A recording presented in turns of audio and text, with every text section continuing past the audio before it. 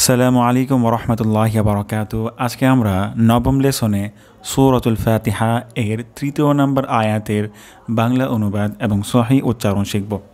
আল্লাহ সুবহানাহু ওয়া তাআলা আমাদের সকলকে এই যাত্রায় কবুল করুন, আমিন। তাহলে আমরা শুরু করি।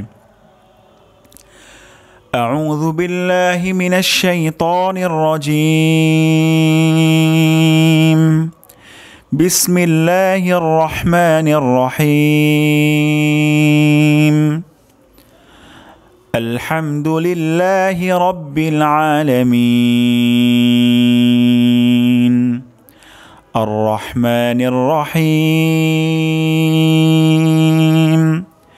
مالك يوم الدين। তাহলে আমরা এই আয়াতটি এখন ভেঙে ভেঙে উচ্চারণ করব। প্রথম শব্দটি হলো মা, অর্থাৎ এখানে এক আলিফ পরিমাণ টান হবে। তারপর শব্দটি হলো লিকি, লিকি এখানে টান হবে না, দ্রুত পড়তে হবে। লিকি মালিকি মালিকি মালিকি। যদি এমন হয় মালিকি তাহলে কিন্তু অশুদ্ধ হয়ে যাবে। তাহলে মা আমরা টান দিব, লিকি আমরা টান দিব না। মালিকি। তারপর শব্দটি হলো ইয়াউ, ইয়াউ এখানে আমরা দ্রুত পড়ব, টান দিব না। ইয়াউ ইয়াউ।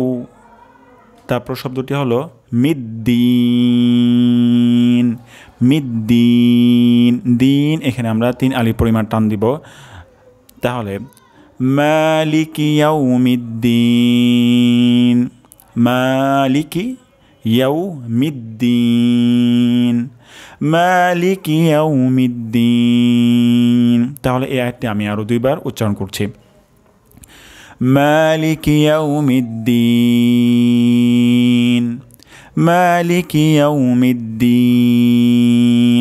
তাহলে আমরা এই আয়াতটির সহিহ উচ্চারণ শিখলাম।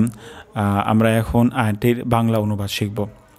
মালিকি ইয়াউমিদ্দিন, বিচার দিনের মালিক। অর্থাৎ কিয়ামত সংঘটিত হওয়ার পর সমগ্র মানুষ আল্লাহ সুবহানাহু ওয়া তাআলার দিকে যাবে এবং আল্লাহ সুবহানাহু ওয়া তাআলা মানুষের আমল অনুপাতে তাদের বিচার করবেন এবং সেই দিনটিকে বলা হয় বিচারের দিন। এবং আল্লাহ সুবহানাহু ওয়া তাআলা এই দিবসের মালিক। তো আল্লাহ সুবহানাহু ওয়া তাআলা সেই দিবসে যেন আমাদেরকে সফলতা দান করেন, আমরা সেই দোয়াটাই সবসময় করব। আর সেই দিন অবশ্যই অনেক মানুষ বলবে, হায় আমি যদি পরকালের জন্য কিছু করতাম। সূরা ফাজর আয়াত ২৪। আল্লাহ সুবহানাহু ওয়া তাআলা আমাদেরকে সকলকে কবুল করুন, আমিন।